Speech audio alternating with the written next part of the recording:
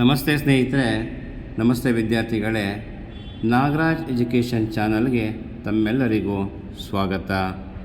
ಇವತ್ತಿನ ಈ ವಿಡಿಯೋದಲ್ಲಿ ಬೆಂಗಳೂರು ವಿಶ್ವವಿದ್ಯಾಲಯದ BCom 6ನೇ ಸೆಮಿಸ್ಟರ್ ವಿಷಯ ಕಸ್ಟಮರ್ ರಿಲೇಷನ್ಶಿಪ್ ಮ್ಯಾನೇಜ್ಮೆಂಟ್ ಈ ವಿಷಯದ ಕುರಿತಾಗಿ ಒಂದು ಪ್ರಶ್ನೆ ಪತ್ರಿಕೆಯೊಂದನ್ನು ಈ ವಿಡಿಯೋ ಮುಖಾಂತರ ತಮಗೆ ತಲುಪಿಸುವ ಒಂದು ಪ್ರಯತ್ನವನ್ನು ಮಾಡ್ತಾ ಇದ್ದೇನೆ.